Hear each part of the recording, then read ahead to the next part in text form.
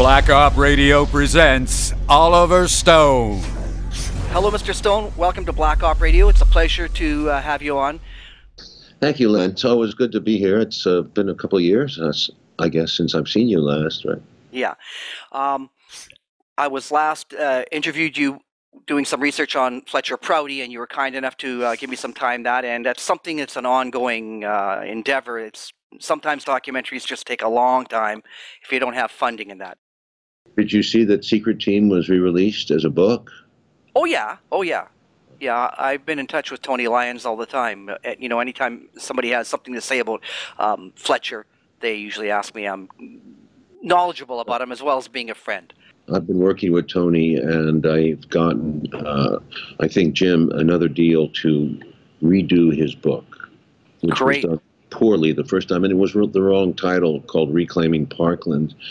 And, you know, it was about a movie that nobody saw and about Leo DiCaprio doing a movie. So it was too much of that. And I think that book is a fabulous book. It has so much importance in it, so many nuggets, including what I think is the best examination of the original evidence since Mark Lane, because he knew a lot more. But he really takes all that evidence, and it's amazing if you really examine it. Think about this, Len. There's no evidence. If you go back into a court of law like 70 years later and you present the case to the public, they'd never get a conviction on Oswald. Yeah. Well, there's going to be a trial, a mock trial in the fall. Well, all I'm talking about is using Jim DiEugenio's concept of evidence, the way he presented in rebuttal to the book by, you know his name, I'm sorry. Posner? No, the big one, the 1,200-page book. Oh, Vince Bugliosi. Yeah, in response to Bugliosi's book. It's very powerful. Yeah. Well, I know because Jim is a co-host. He's on Black Op Radio like every second week. Right. So I'm very familiar with that. And let me get to a couple of questions I did have about research. I noticed, and thank you. I mean, a lot of people look up to your great work, but you show up at some of these JFK conferences and things like that. You still have the interest. You still make yourself available. It's a similar game to what Jim Garrison ran into in 1969 at that trial that Elaine Ray presented me with. He kept saying that you cannot, in this day and age, 69, go up against the covert intelligence apparatus like the CIA, because no one in the real world understands how they work and how they manipulate and how they think. And they have a lot of money, and they have a lot of media with them, corporate media. I feel sorry. I mean, I love Jim, but it was hard because he had a case, but it was as Jim knows, it was a case that had. It was a minimum to go to court, but he got to court. But by the time he got there, to 3 years in, so many people were missing, dead, changed their testimony. And the CIA, as we now know, had an active file on Garrison out to delegitimize him completely. He went through hell. And I'm happy that one of the best things I ever did in my life was, in a sense, meet this old man who had never given up fighting, had just written this new book 20 years after the trial, still believed in the right thing he did, and to turn his story into actually a successful film that was seen all over the world. Oh, much to the ire of the original people who had spent so much money and time destroying his reputation. You know, what is it that still drives you? I mean, the film's quite a while ago. And Len, it's important. You know, work is, you know, many filmmakers, I guess, say it's just a movie. I've never been that way. I've always felt like each movie matters to me. This is an important subject. This is where we are now. When Mr. Kennedy disappeared from the scene, when his power was taken away from him quite abruptly, we were at a point of change. It would have been an interesting new era of liberalism and a change in our policy with communism and our withdrawal from the international security state that we made. It would have been a change. Terrific change, because he would have been followed up if he'd won the election, which he would have, by his brother in 1968, and they were talking about a Teddy Kennedy third term, you know, a real trinity. but it never happened, and everything changed when Johnson came in, and I tried to point some of that out. There's a new book out, a new publication edition of John Newman's JFK and Vietnam. He sent it to me. I don't know if you know that, but Newman was one of our consultants and did an enormous amount of work. He was in Army intelligence, did an enormous amount of work on the JFK Vietnam case, and it's all kind of part of this American history that we don't tell, we don't acknowledge. So that's why, this is the whole beginning of where this, what they call the deep state now with Trump. The conservatives are the ones who brought out the word deep state. They've been using it. So they've been surrounding this concept of Trump as, fighting the deep state, which is probably true, definitely true. But Trump, on the other hand, is no reformer like Kennedy. He wants a bigger military, more CIA, more Guantanamo. I don't know what, it's crazy, but the truth is, they're fighting him, but there's reasons for it. They obviously were for Clinton. I do think that's going on, and I think that what Allen Dulles did 50 years ago, what Allen Dulles did is sort of what Brennan, John Brennan, and Clapper and these evil dudes did with all the leaks that started coming out the moment Trump got close to the White House. And it's an age-old technique, and a president's got to slam down on it. Clinton had the same problem. Obama had the same problem. You gotta find a way to control this apparatus, which does its own thing. If they don't like something, they'll leak.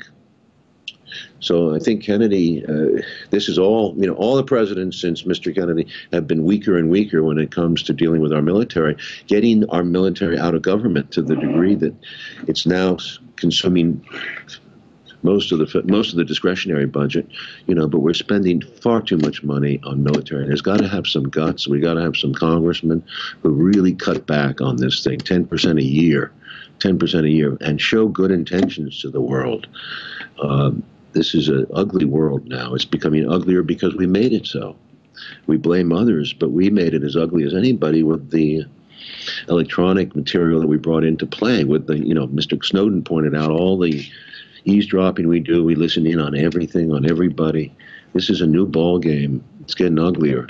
Mr. Kennedy, I'd love him to be around because we need somebody like that who can lead and who can inspire. We don't have it. Yeah, he was the last president that stood up to the generals, Joint Chiefs of Staff, as well as big business. And when you listen to his speech against the U.S. Steel, it's almost unparalleled. You can't imagine that happening today. That a president standing up and saying, we're not going to do this. The simultaneous and identical actions of United States Steel and other leading steel corporations increasing steel prices by some $6 a ton constitute a wholly unjustifiable and irresponsible defiance of the public interest. In this serious hour in our nation's history, when we are confronted with grave crises in Berlin and Southeast Asia, when we are devoting our energies to economic recovery and stability, when we are asking reservists to leave their homes and families for months on end, and servicemen to risk their lives, and 4 were killed in the last 2 days in Vietnam, and asking union members to hold down their wage requests, at a time when restraint and sacrifice are being asked of every citizen, the American people will find it hard, as I do, to accept a situation in which a tiny handful of steel executives whose pursuit of private power and profit exceeds their sense of public responsibility can show such utter contempt for the interests of 185 million Americans. A few gigantic corporations have decided to increase prices in ruthless disregard of their public responsibilities. Some time ago, I asked each American to consider what he would do for his country. And I asked the steel companies. In the last 24 hours, we had their answer. that you're talking about the defense budget, $600 billion. It's unbelievable. Well, it's more than that. You know, the wars in Iraq and Afghanistan are not included in that budget, and I think there's a lot of black ops going on. I think it's probably closer to $1 trillion. Yeah, they're not included in that budget. Yeah, I didn't know I'm that. saying closer to $1 trillion. They have carte blanche. They can't. What amazes me is that,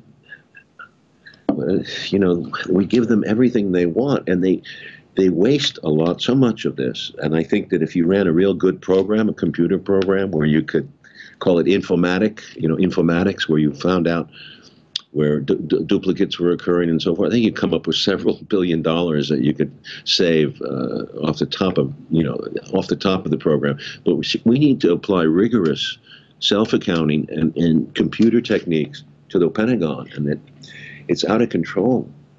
Yeah. And Trump's crazy. He's putting another $10 billion in at least. Yeah.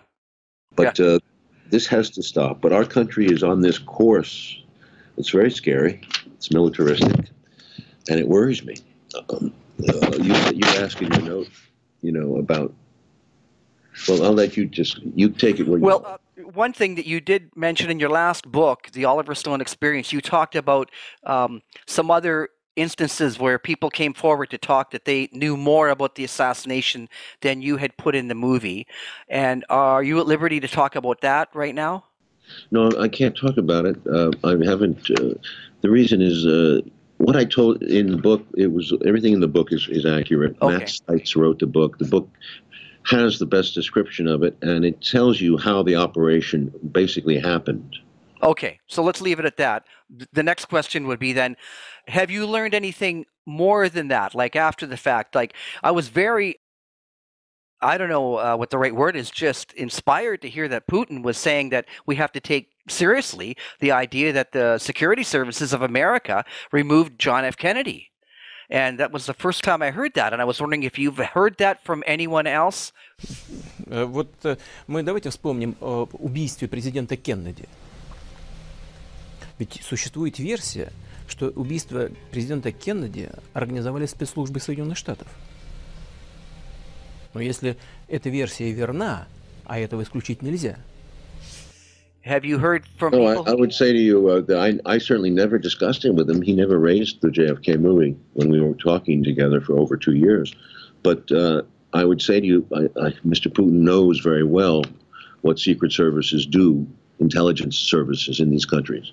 He's a grown-up, and he is not surprised. It didn't surprise me when he said that, but I think that the Russians are much more realistic in all terms, in terms of building weapons too, because they don't spend as much. Look what the Russians do.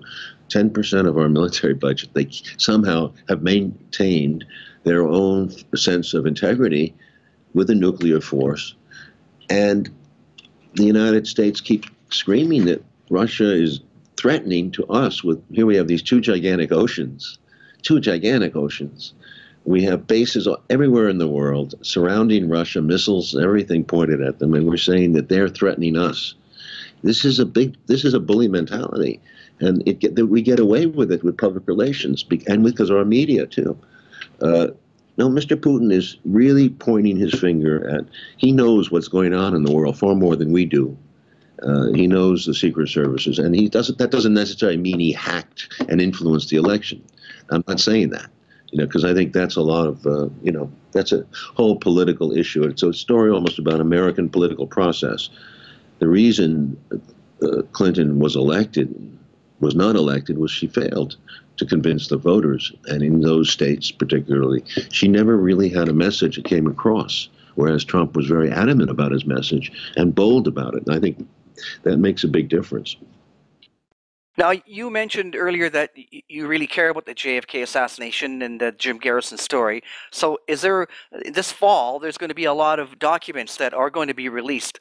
Is there anything that you are looking for, that you're looking forward to, or that you had an interest in?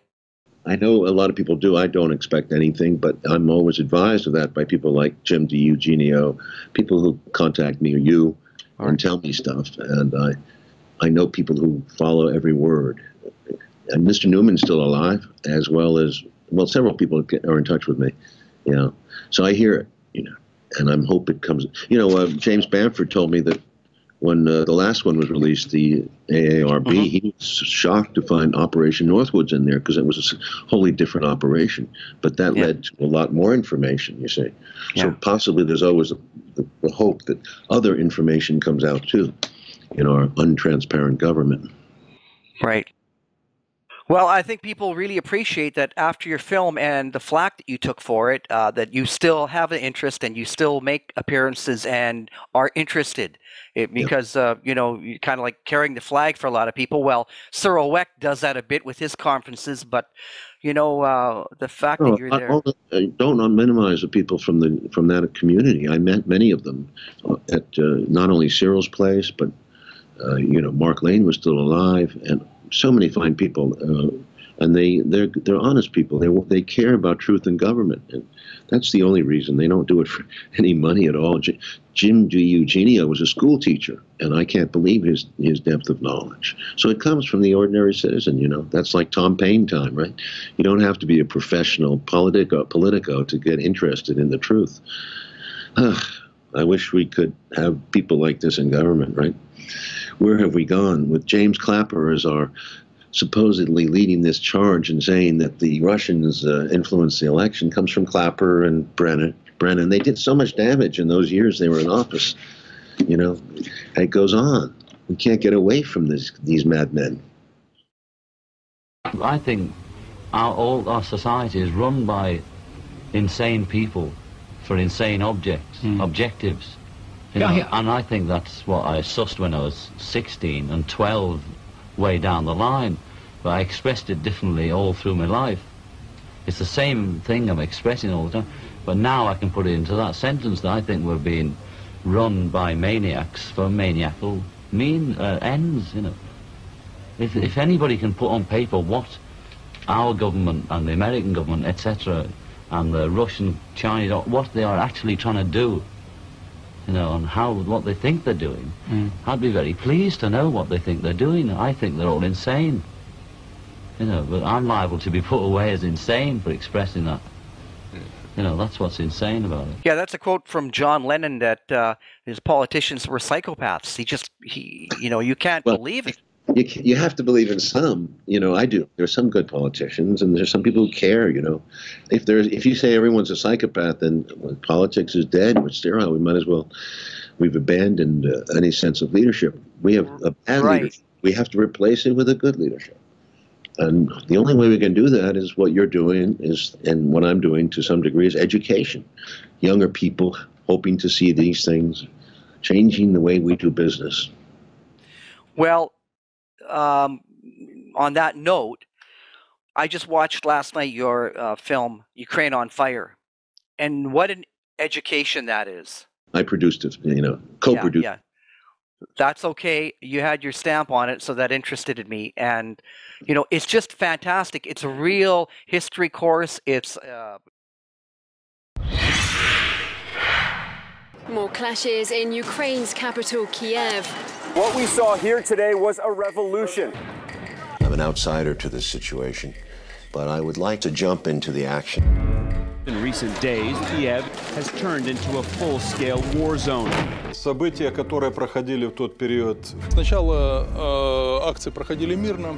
Замечены нами радикалы, которые относились к правым партиям, неофашистским организациям.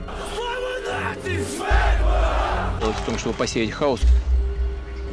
Создавалось такое впечатление, что в посольстве Соединенных Штатов существует штаб, который управляет этим процессом. Who was your highest level contact with the U.S. government in this period?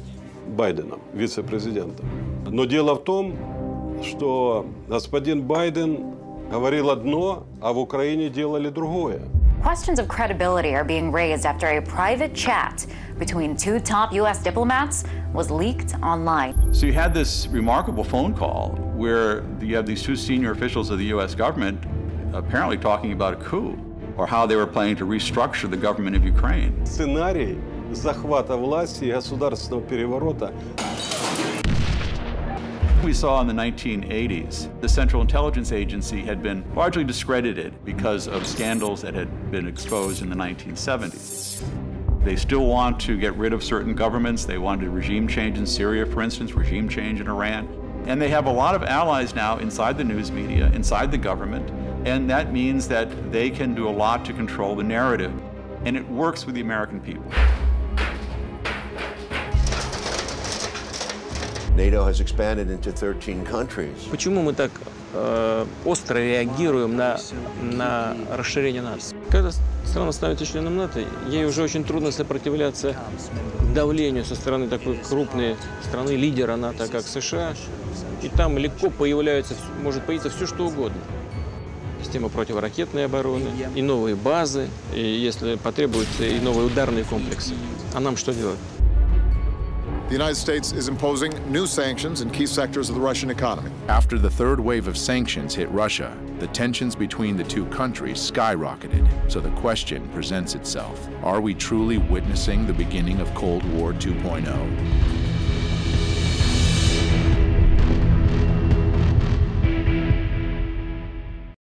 I have to recommend it to everybody. And also, your Putin interviews, I bought the 9-hour interview, which is the audiobook, in which the narrator will stop and then add in this, here's a footnote, here's the bit of research where that is from. So those two things are almost should be required listening and watching in any school. Well, in college, in schools, they have enough time. They have to get through the wrong history book first. That's their job in school. You know, if you're in the fourth grade or fifth grade, you're not learning the right history. I know, but, you know, even when I'm talking to friends saying I'm watching this or listening to that, you know, there's a comment, oh, Putin, isn't he the big dictator, the richest man in the world, robbing? I mean, that's what I get from my friends. So I have to say, look, you have to watch this with an open mind. Just what Oliver did, he sat down and talked to him, and no one else is talking to him. And at least for me, I learned from that. I go, well, you know, where the truth lies, we'll get it to that. But, I mean, you understand that he's a lot smarter than I ever assumed. He's, you know, and just his disposition, you know. Yeah. I think you were trying to tell him a few times, you know, why don't you take a holiday or take a break in that? But, you know, I mean, like Ronald Reagan. Yeah, he's on the job, and, you know, it's astounding. So thank you for that. You can't take a vacation in that kind of a job when you're being threatened so on all borders by, you know, the United States. You can't. And NATO, you cannot take a day off. Think about it. I mean, honestly, if you go off, have fun, you get your sunburn, you have a few drinks, and something happens, you're not in the position to make a judgment call. You're really on 24/7. And, you know, you have to realize as a president or as man in power in that country, he was a prime minister for one term. This is his third term, and he's going to run perhaps for his fourth term. So that's 16 years in high-level politics and international affairs and crisis after crisis. Imagine the toll on your body. I mean, you worry about that. You know, you think unless he's in tip-top health, most people would keel over with a heart attack by now or some disease. Well, he seems okay, but I was totally unaware of how many states that NATO has, you know, gone against the treaty that they had. We won't turn anybody against you. And it's 13 right now, right? Is that right, countries? Yeah, 13, unless Montenegro is coming in. I'm not sure if that's 13 or 12. I'm not sure. No, it's ridiculous, and it's a violation. Even Gorbachev, who I know also, has made it very clear several times. He said that Putin is the man for Russia now, which is to say we're under, because of the NATO and because of the ABM and because of the United States' arrogance in NATO, this is a very tough time for Russia. This is Gorbachev talking. Gorbachev sees it like America has violated the meaning of that agreement he reached with Ronald Reagan and George Bush. He says we violated that spirit. So this is a man who was there, right? I wish Mr. Bush would say something, but he's too timid. But I'm sure the other thing that was really impressive is the honesty. Putin said that every time he talks to a president about some problem, the president seems to be concerned, and then nothing happens. And then you never even get back to him. That's a very interesting point, and you have to look at the documentary closely to understand it, because several times he references that kind of a situation with Obama and with Bush, the 43rd Bush. He talks about we presented this evidence to him that America was supporting the Chechen terrorists while the Russians were supporting us in Afghanistan. The Russians really helped us. People don't realize that either, how many lives they may have saved. But they knew Afghanistan well. So they gave us a lot. And what were we doing? We were helping the Chechen terrorists because, as Putin explains, they complained about it. Mr. Bush was surprised to hear it and took it back, said, I'll get back to you. Nothing happened. They got a letter from the CIA, which he referenced, saying that America would continue to support opposition parties in the Caucasus. Opposition parties would be the word that we would use, but the word the Russians would use would be these were terrorists and they were killing people. It was a very violent war and a very ugly war, not a good one at all. It was the ugliest kind of war. Tore Chechnya apart. But Putin is fighting a serious, this is a serious possibility of inflammation with the Muslim population of the Caucasus and of Russia. 15% of Russia is Muslim. It's as bad as France. Not as bad. I mean, it's as integrated as France and England, but more so. And he points out that over the period of these last 100 years, since the communist revolution, these countries are getting along, and the Muslim people are fully integrated into a concept of Russia, which is interesting. It was very interesting the amount of times he called America his partners, and he's trying to stabilize the situation there.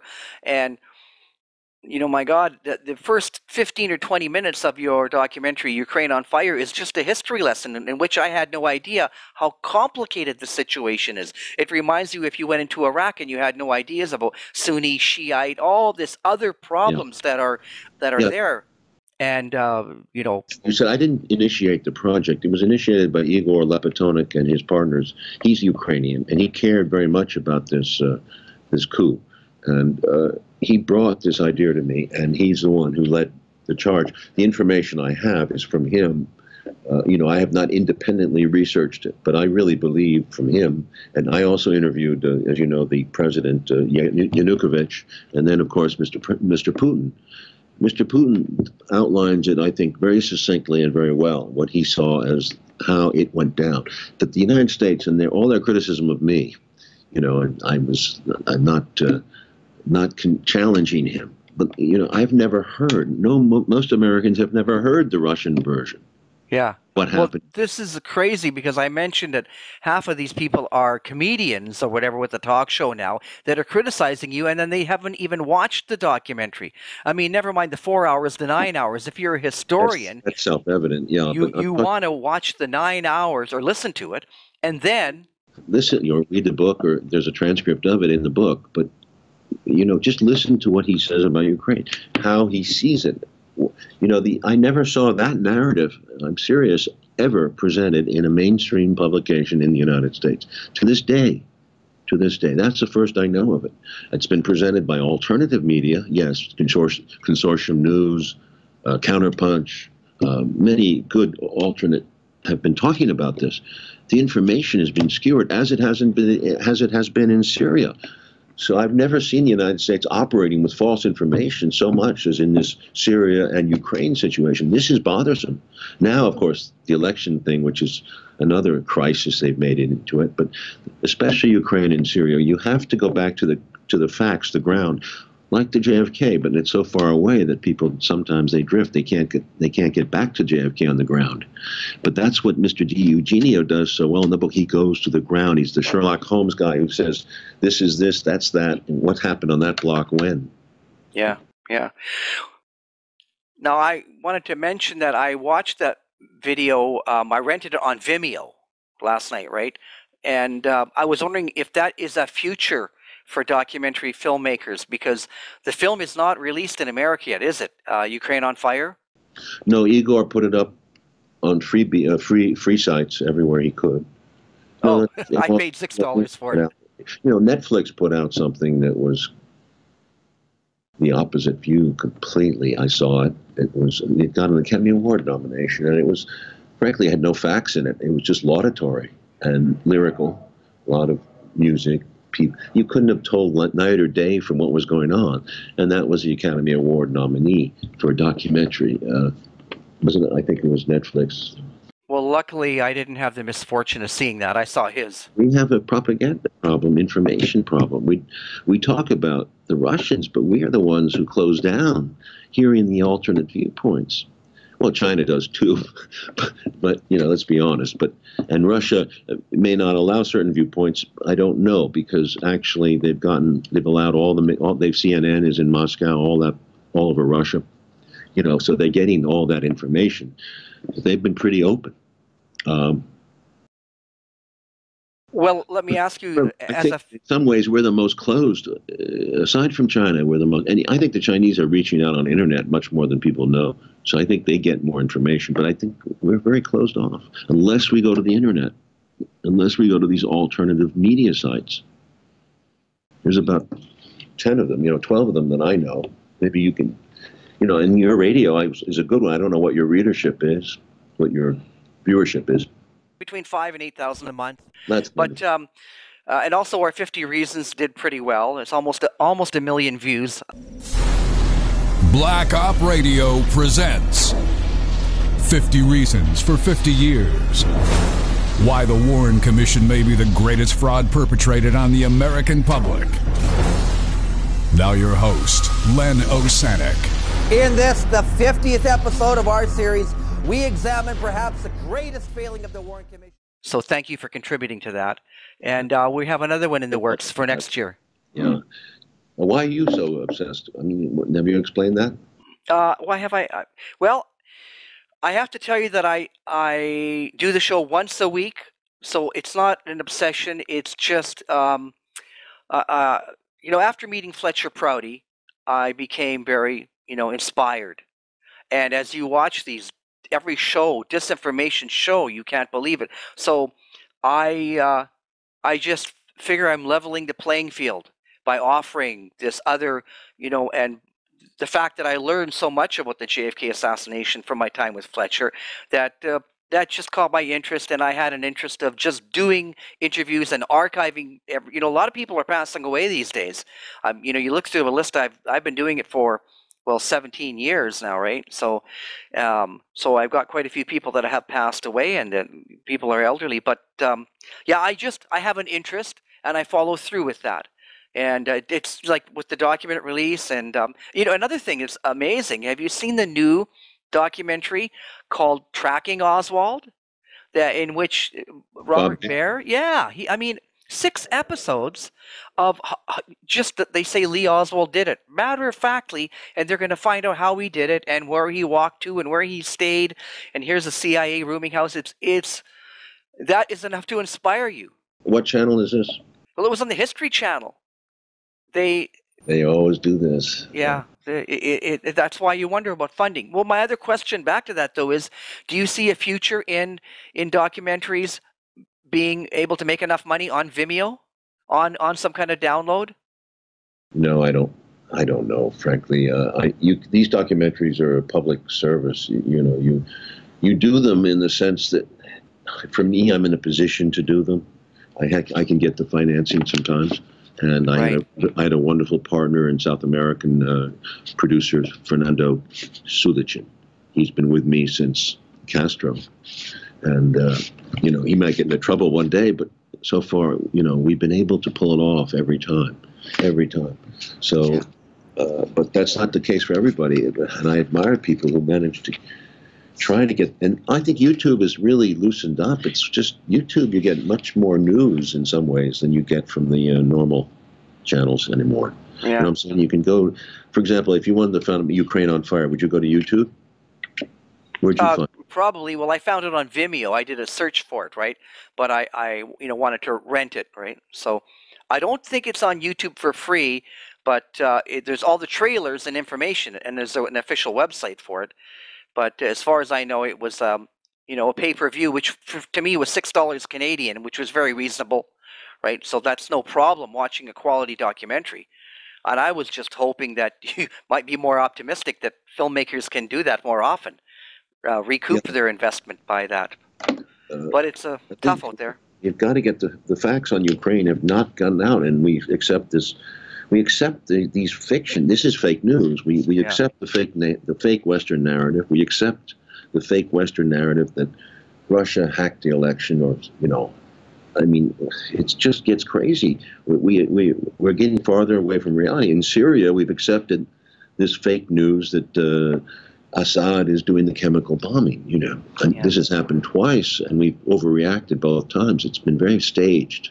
And I believe that these were instances that are very dangerous to the world, because Putin is involved in Syria, and he has made this point that you can't go around busting up the sovereignty of Syria like you did Iraq. He won't stand for it, and he's asking other nations of the world to understand that if we go in and bust up the sovereignty of Syria, which is crucial, like we did Libya, like we did Iraq, we are going to unloose complete chaos. Yeah. At least. And it will affect Russia in the long run, in the short run, because those terrorists in Damascus are not far away from Russia. Yeah. Very good point, and I can't thank you enough for putting yourself behind that film. I mean, it's just a real education. Like I say, the first 20 minutes itself, is unbelievable. And, it's all news to me. So I'm sure it's going to be news to a lot of people. I'm looking at your questions here to try to help you. On the Abe letter, I don't remember what do I have any hope for results with the December 16th letter when a group of us wrote to Abe? No. Abe is a committed militarist, and his sense of history is a little warped because I think his grandfather was a war criminal, major one, in Manchuria. But it's a strange world. And what's going to happen in Korea? We hope for the best. My wife is Korean. All her relatives are in Seoul. This is very personal. And she was very angry with the old president for the lying and the cheating. And we're happy this new president is in, and we think he is more of a peace seeker, the new president of South Korea. And we really hope he can see the United States again jumped in and put this THAAD missile, this THAAD missile right in the heart of Seoul, next to Seoul, 50 miles away, 20 miles away. That's a very dangerous thing to do because it's aimed at China. We say it's aimed at North Korea, but really it's about China, and China knows that. The same way the Russians know that when we put in the ABMs in Poland and Romania recently, we said it was against Iran. They know that it's not. It's about them. So this changes all the nuclear balance that we're trying to achieve, where we got a little bit, let's freeze the thing, freeze the world for a moment. Let's not end up upping the ante all the time. The United States is doing just that. Obama in 2009 committed $1 trillion and more to modernizing the nuclear fleet that we have, nuclear weapons that we have. That is a very dangerous thing to do. The Russians can't keep up. They have no money to do that. They're spending the 10th of what we're spending militarily. So what do? They're going to make, my belief is they'll make cruder and cruder weapons, which will be even perhaps more risky in the sense of to the world balance, to the concept of a nuclear winter. If you blow up things, if the United States has already weaponized space, if we put H-bombs in space that can blast out so much of the Earth, it's terrifying. The thought of it is terrifying, and we are not stopping. The place to stop was in 1991. That was the place to stop. It was over, the so-called tension. Well, I know you don't have the answer really, but how do you explain the American public not caring about this, like you say, $1 trillion? I mean, it's just, I can't, as a Canadian, fathom how much America's in debt with the Defense Department, and it's endless. And then, Trump gets in and he wants to increase the spending. I mean, it's just, you can't believe it. The problem is we agree too much.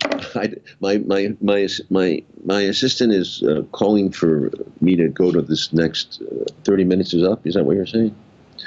I'm afraid we've spent 30 minutes here, and people waiting in the other room. I hope you don't. Okay.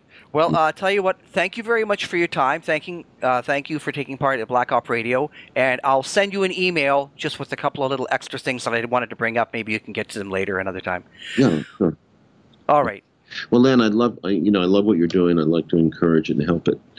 And as you know, I'm a big fan of Jim. So hopefully this new edition of the book, which will be a little bit different, you'll give it some play. Okay. And maybe let him on. He's on the show with you, right? He can. Yeah, every second week. Okay, good. You look like All right. You look like him a bit. My best to you guys. Bye. Thank you very much. I should get off now, but it'd be remiss of me in reaching the end of this sojourn in Hollywood not to remind you, especially you younger writers, that you can be critical of your government and your society. You don't have to fit in. It's fashionable now to take shots at Republicans and Trump and all that, and avoid the Obamas and Clintons. But remember this, in the 13 wars we've started over the last 30 years, and the $14 trillion we've spent, and the hundreds of thousands of lives that have perished from this earth, remember that it wasn't one leader, but a system, both Republican and Democrat. And call it what you will, the military, industrial, security, money, media, complex. It's a system that has been perpetuated,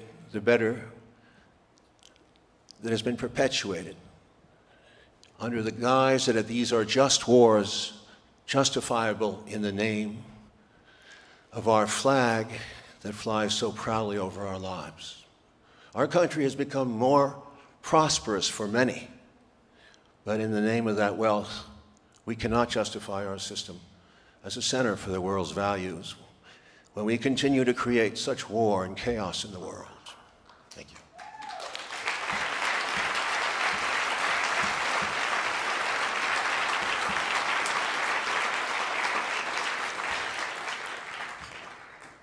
No need to go through the victims, but we know we've intervened in more than 100 countries with invasions, regime change, economic chaos, or hybrid war, soft power, whatever you want to call it. It's war of some kind. In the end, it has become a system leading to the death of this planet and the extinction of us all. I fought these people who practice war most of my life. It's a tiring game, and mostly you'll get your ass kicked. And with all the criticism and the insults that you'll receive, and the flattery too, it's important to remember, if you believe in what you're saying and you can stay the course, you can make a difference. I urge you to find a way to remain alone with yourself. Listen to your silences, not always in a writer's room. Try to find not what the crowd wants so that you can be successful, but try instead to find the true inner meaning of your life here on earth. And never give up on your heart in your struggle for peace, decency, and telling the truth.